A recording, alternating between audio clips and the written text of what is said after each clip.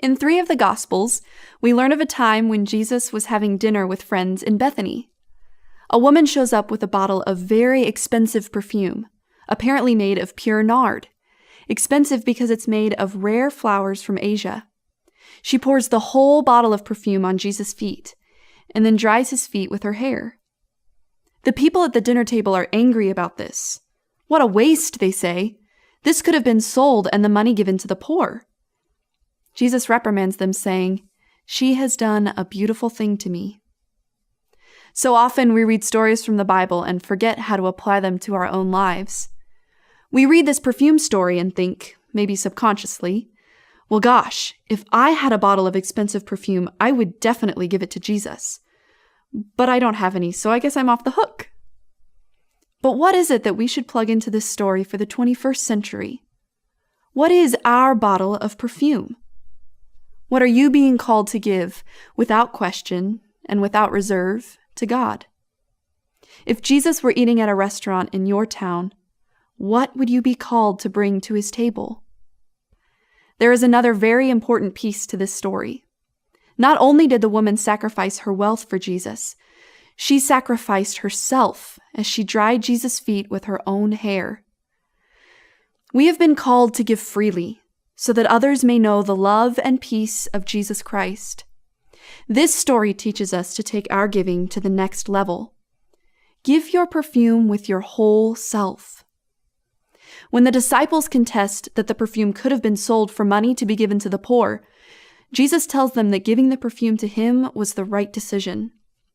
When we give of ourselves and our resources unto God, we allow God to direct those resources to where they are most needed, increasing the impact of our giving. Giving to God allows us to, as President Steve Veazey said in his words of counsel, free the full capacity of Christ's mission through generosity that imitates God's generosity. Another of my favorite perfume stories is a modern-day parable about an Indian prince. This prince had a dream about a magnificent garden, in the center of which was a lake. But this wasn't any ordinary lake. The lake was filled with rare perfume, whose sweet scent filled the garden. The prince awoke and wondered how he could make his dream come true.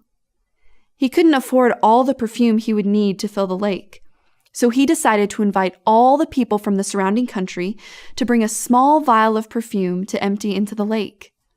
The prince sent word of this to all the people in the land, and everyone looked forward to the day on which they would get to see the legendary garden of the wealthy prince.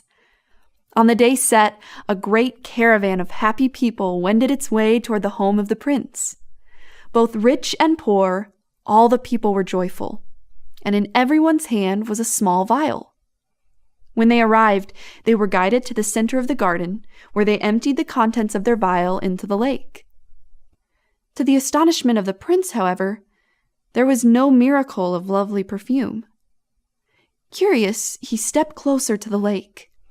His excitement and curiosity were building as he kneeled at the water's edge and cupped his hands, lowering them into the liquid. He brought his hands to his face, still smelling nothing, and slowly sipped. It was ordinary water, nothing more. Well, each of the guests had had the same thought. To themselves they'd said, "This vial is so small. It'll make little difference what I fill it with. With all of those other people there, my little bit of perfume will not be missed. So I'll fill the vial with water instead." Each one had brought water. And so, instead of a sweet-scented lake, the prince was left with a regular old pond. Have you ever felt this way? That your perfume didn't matter in the grand scheme of life? Have you ever brought with you the water of inaction, rather than the perfume of your part well done? Have you ever given less than your true capacity, thinking that someone else would make up the difference? As Brother Veazey has shared, giving generously as disciples of Christ allows us to show God a willingness to regularly offer every dimension of our lives to God. Bring your perfume to the lake, to the dinner table, to the world, and to our community of Christ.